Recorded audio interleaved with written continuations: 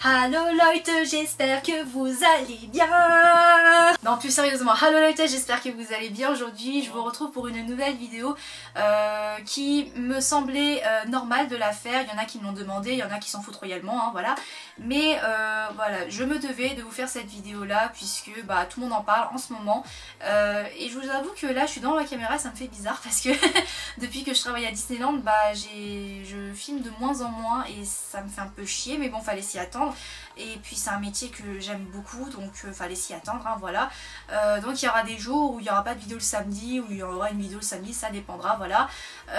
Mais tout ça pour vous dire que ça me fait aussi du bien de reprendre ma caméra et de me filmer comme ça, à raconter de la merde de temps en temps, donc voilà. Mais bon, ça on s'en fout, revenons aux choses sérieuses. Aujourd'hui on va parler d'un truc dont tout le monde parle aujourd'hui, que tout le monde a sûrement dans ses mains en ce moment, et que vous l'avez sûrement regardé si vous l'avez déjà reçu comme moi, puisqu'aujourd'hui nous allons parler de ça. Voilà, aujourd'hui on va donc parler du DVD Tokyo Hotel Hinter die Welt, film documentaire réalisé par Oliver Schwab. Donc voilà, une pièce de collection que tout le monde devrait avoir et que...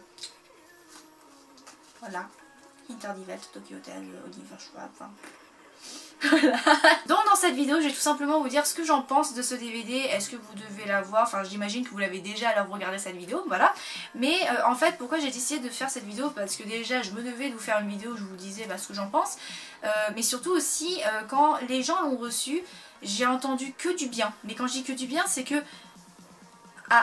à leurs yeux c'était limite la plus belle chose que Tokyo Hotel ait pu faire jusqu'à maintenant. C'est limite, c'était parfait limite, c'est genre il n'y avait aucune imperfection, c'était tout le monde doit avoir ce DVD. Voilà, moi de ce que j'ai vu un petit peu partout sur les réseaux sociaux, c'était vraiment acheter ce putain de DVD, il est parfait, il y a rien à redire, c'est vraiment achetez-le quoi. Et moi je sentais qu'il y avait quand même une petite couille quelque part dans la mesure où c'est pas possible que ce soit trop parfait parce que ces derniers temps avec Tokyo Hotel c'est un petit peu chaud. Enfin l'ambiance entre les fans et Tokyo Hotel c'est un petit peu du caca en ce moment, voilà. Donc je me suis dit je vais regarder ce DVD, de toute manière j'avais précommandé donc voilà. Je vais regarder ce DVD et je vais voir si je peux trouver la petite bête entre autres, enfin voilà. Enfin c'est plus du chipotage que des points négatifs, hein, très clairement. Mais en gros ce que j'essaie de vous dire là c'est que dans cette vidéo je vais essayer d'être la plus objective possible parce que dire que du bien sur Tokyo Hotel en ce moment c'est cacher des choses qu'on ne devrait pas, voilà. Donc je vais pas forcément dire que du bien ou que du mal, enfin je vais essayer vraiment d'être la plus objective possible, vous dire ce que j'en pense, vraiment être la plus honnête et transparente possible. Donc voilà, j'espère que cette vidéo vous plaira, j'espère que vous êtes prête à savoir ce que j'en pense de ce DVD et voilà quoi. Alors Tokyo Hotel Hinter die Welt, réalisé donc par Oliver Schwab, qui est donc un réalisateur allemand, qui a donc suivi le groupe pendant 2 ans, puisqu'il me semble que il y a une continuité entre 2015 jusqu'à 2017, je dirais ouais fin 2017 entre autres, voilà. Et donc en gros Hinter die Welt c'est donc un film documentaire qui parle tout simplement de l'envers du décor de Tokyo Hotel, le monde derrière Tokyo Hotel. C'est pas un coup de gueule, mais en gros, celle qui a traduit en français le titre, elle l'a traduit comme son cul. Je suis désolée, là c'est mes études en traduction qui revient, mais en gros, elle avait traduit le titre, il me semble, derrière derrière... Je m'en souviens même plus tellement c'était absurde quoi. C'était un truc du genre le monde derrière les coulisses de Tokyo Hotel, enfin... Ok, on va voir les coulisses de Tokyo Hotel, mais ne fous pas coulisses genre parce que nous on est connes, on va pas comprendre. Non, le monde derrière Tokyo Hotel, tout le monde va comprendre. Enfin moi, je l'aurais traduit comme ça personnellement, mais le monde derrière les coulisses de Tokyo Hotel, putain déjà c'est long et c'est moche, donc voilà quoi. Donc tout simplement ça résume un petit peu les 2 dernières années qu'ont vécu Tokyo Hotel, donc entre Phileas Hall Tour et Dream Machine World Tour, tout ça, voilà. Qu'est-ce que j'en pense globalement? J'ai passé un très bon moment. C'était même un agréable moment que j'ai passé à regarder ce DVD, à découvrir des choses sur les guys, à redécouvrir des choses sur eux également, et puis redécouvrir des moments parce que ils ont filmé une partie à l'Olympia à Paris le 21 mars 2017. Attention, je dis pas que j'apparais déjà dans Tokyo Hotel TV, j'ai une sale gueule. Alors si j'avais apparu dans le DVD, ça aurait été une catastrophe, hein. Voilà. Donc je suis plutôt fière de vous dire que voilà, oui, j'étais là quand ils ont filmé pour Hinter die Welt. Voilà, bref ça on s'en fout, mais en gros j'essaie de vous dire que Hinter die Welt c'est en gros un mélange de 3 trucs que vous avez forcément, ou déjà, ou peut-être pas. En gros, Hinter die Welt c'est un mélange du documentaire Making of Timothy Hardware Europe Tour, Ensuite les Tokyo Hotel TV entre 2015 et de nos jours, donc entre 2015 et 2017. Et enfin, Card Camera. Voilà, si tu as déjà ces 3 trucs là, tu as Hinter Die Welt. Mais en version upgrade 2.0, voilà, c'est... Moi j'avais l'impression de voir c'était 3 trucs réunis en fait. C'est pas un point positif ou ni un point négatif.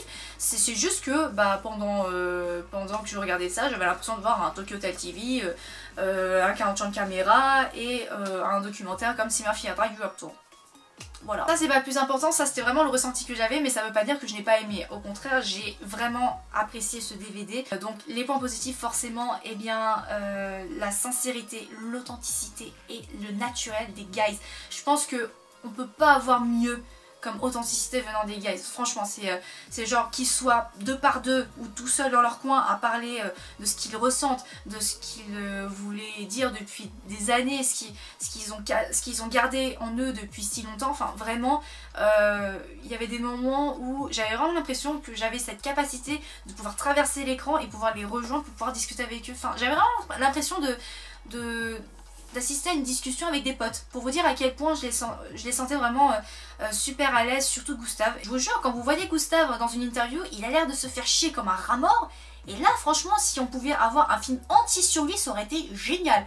Pour vous dire, j'attendais à chaque fois qu'il y avait telle scène, je voulais absolument voir Gustave. Pour vous dire à quel point là tu le sentais tellement à l'aise quand tu le voyais parler. Non mais voilà, les petits moments où tu les vois parler, comme j'ai dit, soit 2 par 2 ou alors tout seul dans leur coin, quand ils sont en train de parler voilà, de tout, n'importe quoi presque, t'avais vraiment l'impression de parler avec des potes tellement ils sont naturels, authentiques et sincères et honnêtes, enfin voilà quoi. C'est vraiment ça qui a fait que j'ai beaucoup apprécié ce DVD là, le fait que j'avais vraiment l'impression de parler avec des amis de tous les jours, hein, voilà.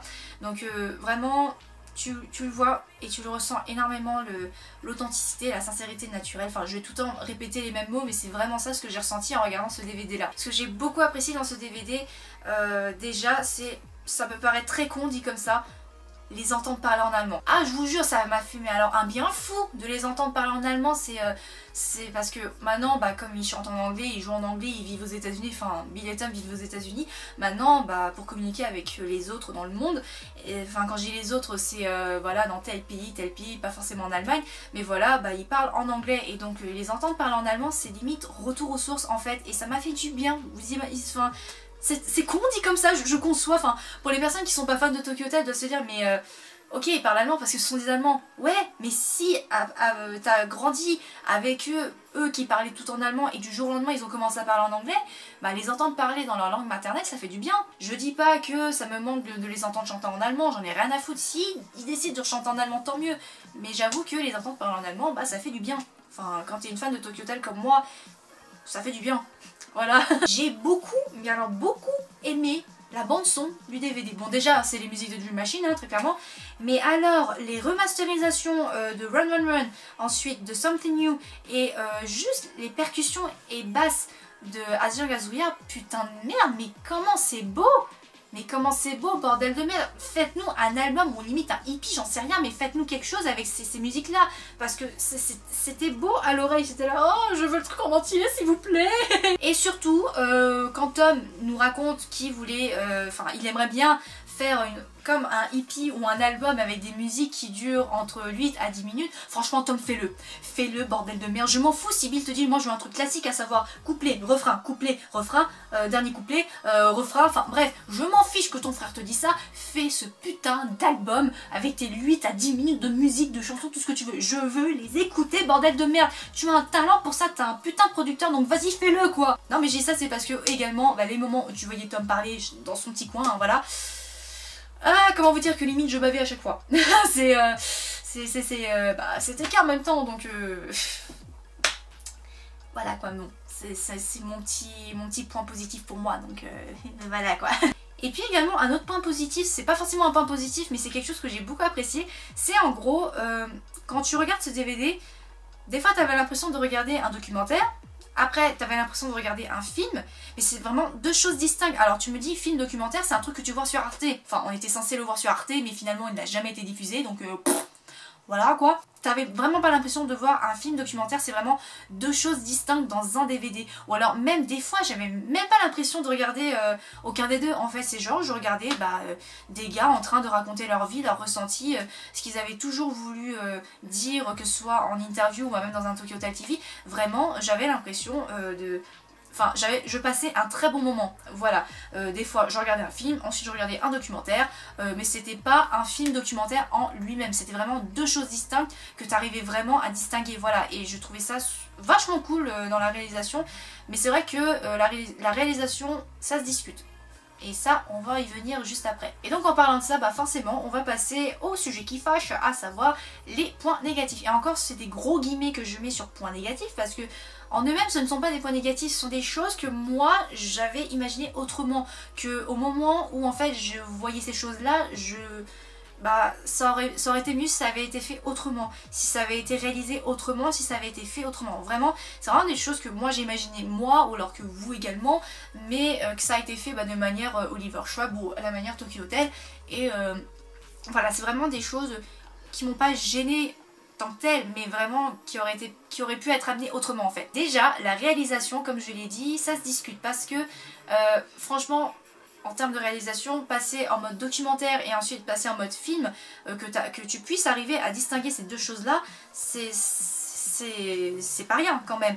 Mais je pars du principe que la réalisation, ça se discute dans la mesure où en fait, il n'y a pas de fil conducteur. Quand je dis qu'il n'y a pas de fil conducteur, c'est en gros, à un moment tu vois Bill avec les cheveux longs, et bim, tout d'un coup tu le vois avec les cheveux genre à la boule à 1.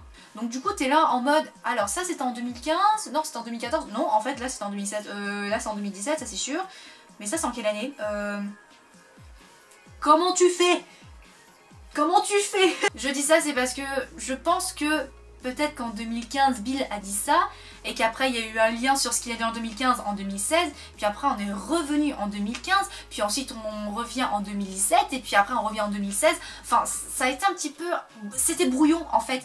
Et le fait qu'il y avait, enfin pour ma part, le fait qu'il n'y avait pas de fil conducteur fait que tu te perds un petit peu parce que tu te dis on est en quelle année en fait, enfin qu'est-ce qui se passe, pourquoi on en est là, pourquoi Tom parle de ça et puis après il repart de ça en telle année, enfin c'est assez, je dirais pas perturbant mais c'est un peu ça le délire, donc t'arrives à te perdre un tout petit peu. Il y a même un moment j'ai failli m'endormir parce que j'étais là, on est en quelle année en fait là. Attention, quand je dis j'ai failli m'endormir c'est parce que j'étais très fatiguée et que je revenais de 4 jours de boulot à travailler dans le froid, donc j'étais extrêmement crevée.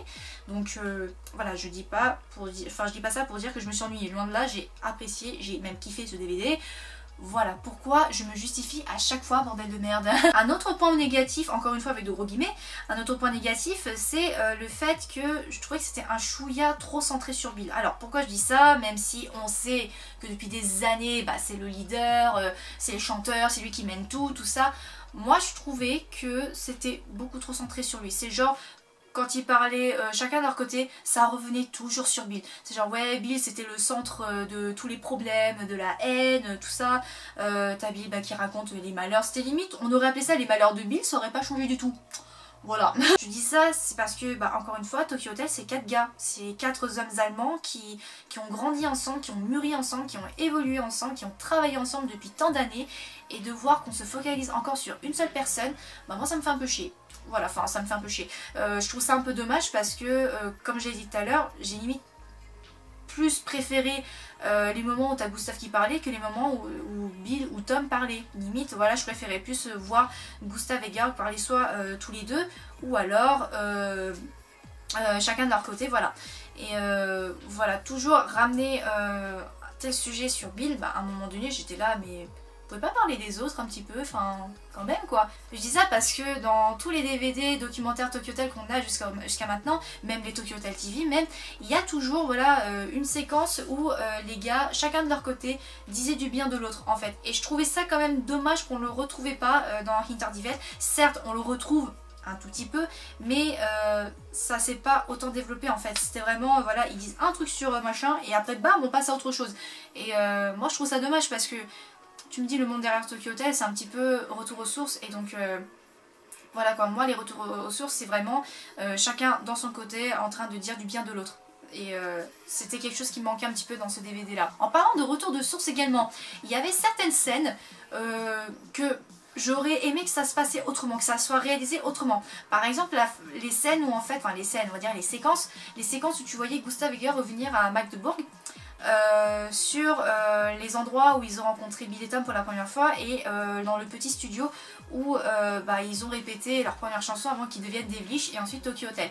Moi j'ai trouvé ce moment extrêmement touchant parce que voilà quoi, tu reviens des années après aux endroits où tout a commencé en fait. Moi je trouve ça déjà nostalgique et comme je suis quelqu'un de super nostalgique de base, j'ai trouvé vraiment ce moment super touchant et je pense que ça aurait été encore plus émouvant, plus touchant si Bill et Tom étaient avec eux. Franchement, je trouvais ça dommage que pour ce genre de séquence-là, qu'ils n'étaient pas tous les quatre. Parce que franchement, ils auraient été tous les quatre dans ce petit bar avec cette petite scène où ils disent voilà, c'est là on a rencontré Bill et Tom et c'est là que tout a commencé en fait. Et puis après, ils arrivent dans ce studio où ils sont là. Oh, regarde, cette porte n'a même pas changé. Regarde, là, il y avait un ampli, une guitare ici. Regarde la photo qu'on a pris là. Il y avait ce mur, il est le même et tout. Enfin, franchement, des choses comme ça, ils auraient été tous les quatre, ça aurait été parfait. Mais vraiment quoi, et je trouve ça vraiment dommage que ce genre de moments-là n'ont pas été filmés avec les 4 guys. Enfin, je pense que les jumeaux n'ont pas pu se déplacer pour ça. Mais encore une fois, c'est un petit détail que je trouve ça dommage en fait. Un autre point, et je pense que je vais m'arrêter là sur les points négatifs, enfin encore une fois négatif avec gros guillemets, je pense que si le film aurait duré au moins une demi-heure en plus, ça aurait été pas mal. Parce qu'il y a beaucoup de sujets qui, à mon sens, n'ont pas été assez développés. Et notamment, les fans. Je dis ça, c'est parce que on parle des fans, limite vers la fin du DVD. Donc quand j'ai dit ça, c'est genre vers la fin du DVD, là on est arrivé sur Paris à l'Olympia en 2017, voilà. Et c'est là que Bill parlait justement des packs VIP, de ce qu'il ressentait des fans, tout ça. Et je trouvais ça limite pas normal que j'ai dû attendre la fin du DVD pour entendre du bien de nous en fait. Et surtout les packs VIP, tout ça, comment ça a été amené, que c'est devenu un business. Enfin voilà quoi, je trouvais ça dommage que ça n'a pas été beaucoup plus développé dans le DVD. Et surtout qu'il y a eu voilà quelques petites séquences de la foire en question chez nous à Paris et l'autre en russe, hein, enfin où exactement je ne sais pas, voilà. Également je dis ça c'est parce que moi quand j'ai posé ma question à l'Olympia, je me souviens qu'il y avait Sandra, la caméraman, qui s'est amenée avec sa caméra et 2 ou 3 gars avec leur perche et leur micro sur ma gueule. Alors à ce moment là j'ai flippé ma race, voilà, parce que je me suis dit si ils me filment pour un Tokyo Hotel TV ou alors pour un quelconque DVD, j'en sais pas, enfin j'en sais rien. J'ai une sale gueule donc s'il vous plaît ne m'affichez pas à ce point s'il vous plaît voilà, c'est pour ça que je vous dis que je suis contente de ne pas apparaître dans le DVD voilà, mais tout ça pour dire que pour les fans qui ont eu droit à la même chose que moi, à savoir la grosse perche avec le micro et la caméra dans ta gueule, elles ont dû voilà se faire de faux espoirs en regardant le DVD, oh putain je vais apparaître dans le DVD tout ça, et que finalement t'as même pas existé hein, très clairement. Pour notre cas à Paris, la question qu'on voit dans le DVD c'était s'ils avaient des regrets dans leur carrière. Je me souviens très bien de cette question, après les réponses je m'en souviens plus trop, mais voilà quoi, il y avait des petits moments de Paris que je me suis souvenu, hein, voilà. Et je trouvais vraiment que cette partie sur les fans était un petit peu n'était pas assez développée, a été carrément mise sous la trappe. Et je trouve ça dommage parce que s'ils en sont arrivés là, c'est un peu grâce à nous. Et je pense que une petite demi-heure en plus pour revoir d'autres séquences de telles tournées, que ce soit Fillet Hall ou alors Dream Machine World Tour, voir d'autres questions des fans, voir plus de fans se prendre en photo avec les guys, voir plus de moments un petit peu intimité avec les packs KOS, ça aurait été vraiment génial. Pour les fans en général, voir leur moment à nous, enfin à elles, ça aurait été cool. Vraiment quoi. Donc conclusion, Hinter Die Welt, et bien qu'est-ce que je peux en dire? Et bien allez-y. Franchement, allez l'acheter et vous allez passer un très bon moment à regarder les 4 guys avec leur sincérité, leur naturel et leur authenticité vraiment incomparable. Donc il est actuellement en vente sur Amazon.de, je vous mettrai le lien en barre d'infos. Et ne me demandez pas si il va être vendu à la Fnac ou au Furet du Nord ou je ne sais quoi, je n'en sais foutrement rien. Donc pour le moment, il est en vente sur Amazon.de et encore une fois, le lien sera dans la barre d'infos. Donc encore une fois, ça reste une très belle pièce de collection, un très bon moment à passer avec quelques points qui auraient pu être amenés autrement. Encore une fois, j'ai essayé d'être la plus objective possible. J'ai pas essayé de descendre quoi que ce soit la réalisation d'Oliver Schwab, quoi que ce soit. Il a fait un très bon boulot. Et puis les gars, y a rien à dire. Et franchement, TK, fais ton putain d'album avec tes musiques de 8 à 10 minutes. S'il te plaît. Donc voilà tout le monde, cette vidéo spéciale Interdivel Tokyo Hotel est enfin terminée. J'espère vraiment qu'il vous aura plu. Donc n'hésitez pas à me dire dans les commentaires ce que vous en avez pensé. Si vous avez un autre avis que le mien, dans les commentaires également. Et puis on peut en débattre dans les commentaires sans pour autant se crêper le chignon pour rien, s'il vous plaît. Voilà. Comme d'habitude, si ça vous a plu, n'hésitez pas à liker cette vidéo ou à la partager. Et puis abonnez-vous en cliquant sur la petite cloche pour ne manquer aucune de mes vidéos. Et donc sur ce, eh bien je pense que je vais me le remater parce que je le kiffe à ce point et voilà quoi, je pense que ça va être comme les autres DVD que j'ai, je vais les regarder encore et encore et encore jusqu'à ce que je sois saoulée à le connaître jusqu'à par cœur. Voilà, je crois que je vais me le mater là. Sur ce, je vous embrasse très très fort et je vous dis donc à très très vite pour des prochaines vidéos. Tchuss!